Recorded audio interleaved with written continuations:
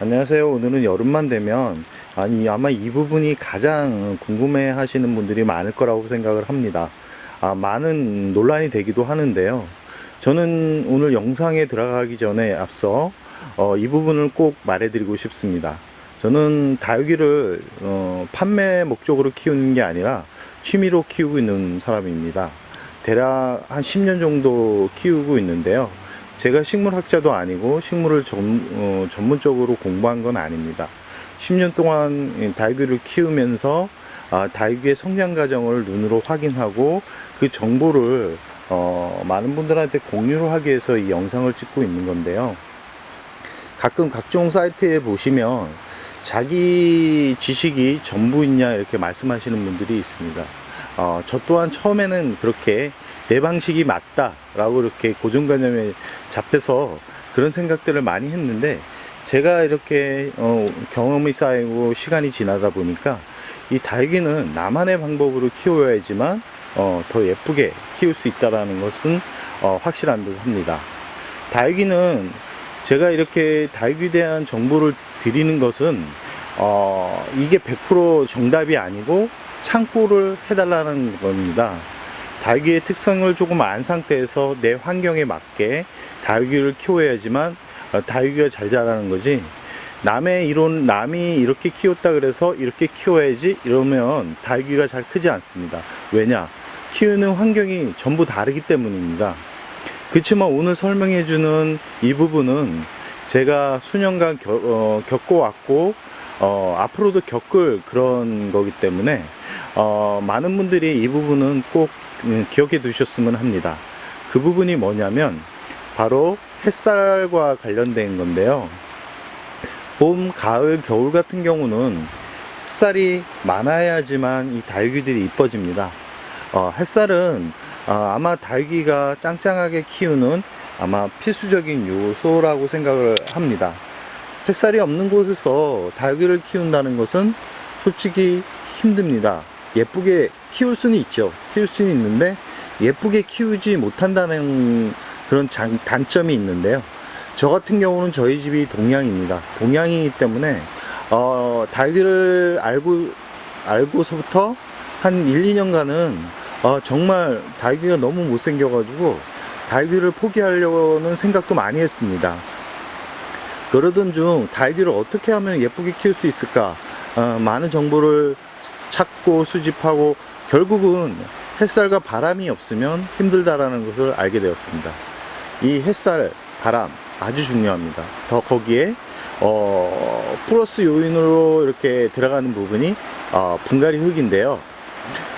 저 같은 경우는 햇살을 최대한 보여주기 위해서 아파트 베란다 거리대를 이용해서 다육이를 키웠습니다. 베란다 거리대는 난간에 이렇게 걸면서 키우는 건데요. 좀 위험한 그런 부분이 있지만 저희 집 같은 경우는 4층이라서 그나마 그 아래에 화단이 있고 안전한 소재를 사용해서 그렇게 문제가 없었는데요. 이 거리대를 이용해서 키우면 문제가 뭐냐면 너무 힘듭니다. 허리도 아프고 이렇게 장마 기간에는 들였다 놓았다 들였다 놓았다 반복적인 거죠. 이 햇살을 보기 위해서 이 덮개를 열고 가면 장마철 같은 경우는 언제 이 비가 올지 몰라서 맨날 이 일을 하면서도 두근두근. 아마 이 부분은 많은 분들이 공감할 거라고 생각을 합니다. 그렇게 힘들게 시작을 하다가 이게 정말 더 이뻐지기 시작을 합니다. 특히 이 하우스보다는 이 베란다 거리대나 노지에서 키우는 다육이들이 가을부터 겨울까지 더 화려한 색감을 보여줍니다. 이 하우스는 인위적으로 이런 환경을 만들어줘서 다육이들이 예쁘게 자라는 것은 맞습니다. 맞지만 가장 화려한 모습을 보기는 힘듭니다. 어느 정도 화려함은 볼 수는 있는데요. 노지에서 키우는 애들보다는 덜 화려하다라는 것을 말씀드리고 싶습니다. 이렇게 다육이는 이 햇살이 아주 중요합니다. 그 다음 바람이 중요합니다. 그 다음 분갈이 흙이 중요한데요. 분갈이 흙도 많이 복잡하게 분갈이 흙을 만들 필요가 없습니다. 매번 말씀드리지만 단순하게 분갈이 흙을 만들고 영양분이 부족하면 영양제를 쳐주고 아니면 상토 성분을 좀 넣어서 영양분을 보충해 주거나 이런 식으로 해서 키우면 되는데, 이 지금 오늘의 주제인 이 햇살, 과연 여름에도 햇살이 좋을까라는 이야기를 해보고 싶어서입니다. 저는 무조건 햇살이 다 좋은 줄만 알았습니다. 아마 많은 분들이 햇살이 좋다라고 생각하시는 분들도 많을 겁니다. 그렇지만 작년 기준으로 봤을 때 이 햇살을 조금이라도 더 보여주기 위해서 이 다육이들을 사막 한가운데 내몰아온 거죠. 물도 못 마시는 상태에서 뜨거운 햇살에 이 아이들이 노출된다 그러면 어떨까 하고 한번 생각을 해보시면 금방 답이 나올 거라고 생각합니다.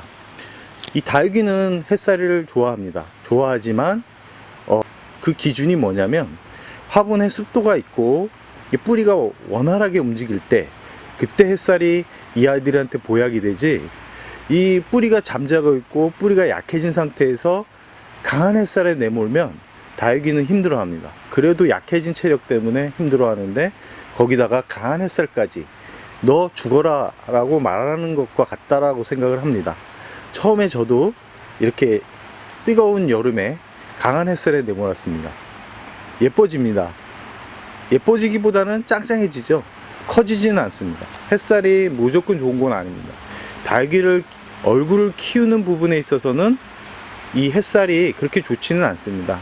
햇살을 많이 받은 다육이들은 얼굴이 동글동글해지면서 얼굴이 작아집니다.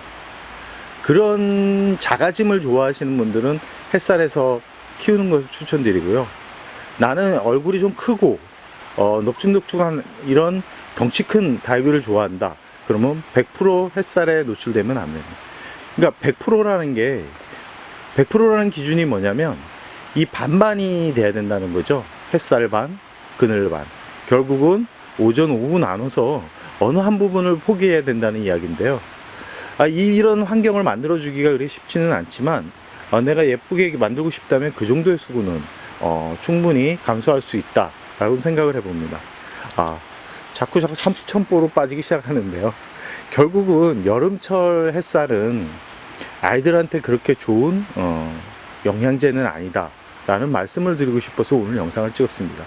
왜 영상을 찍었냐면 어제 모 사이트에서 100% 왜 햇살에 키우고 있는 아이들을 반그늘로 옮기냐, 그늘로 옮기냐라는 답글이 이렇게 게시되어 있었는데요.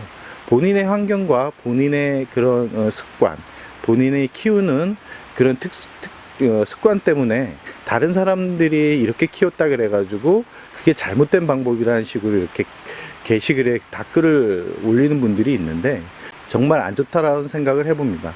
도움을 주는 거는 좋은데 100% 자기 정보가 100% 맞다라는 식으로 해서 그렇게 글을 쓰는 것보다는 어떤 환경인지, 어떻게 키웠고 이 다육이가 어떤 식으로 이렇게 지금 병증이 진행되고 있는지 그런 디테일함까지 알고 해결해 줄 수 있는 그런 답글이 돼야지 100% 그게 잘못됐다는 식으로 해서 댓글을 달아주는 것은 아니라고 생각을 합니다.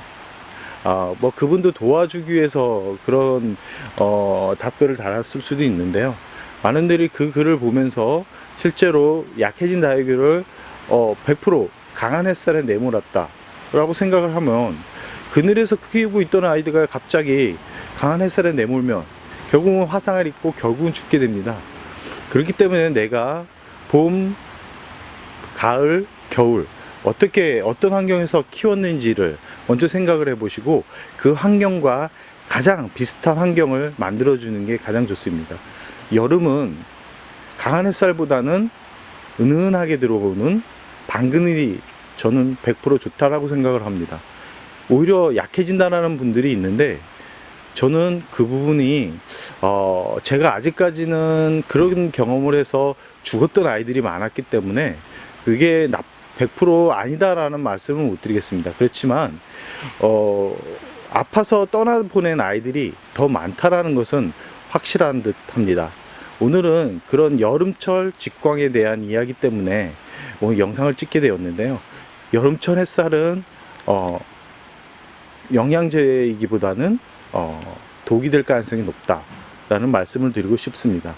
많은 분들이 공감을 안 하시는 분들도 있을 겁니다. 공감을 안 하시는 분들도 있겠지만 그분들의 방법이 다 다르다, 잘못됐다라는 말은 저도 못 드리겠습니다. 왜냐하면 저도 저만의 방법으로 닭유를 키우기 때문에 아마 그분도 그분 방법대로 닭유를 키우다 보니까 100% 여름에도 강한 햇살이 좋다라고 말씀을 하시는 거라고 생각을 해봅니다. 그렇지만 저는 경험상 강한 햇살보다는 은은하게 하루에 한 3시간, 4시간 정도 들어오는 햇살에서 이렇게 키우는 것을 추천드립니다. 그럼 오늘의 영상 여기서 마무리할까 합니다.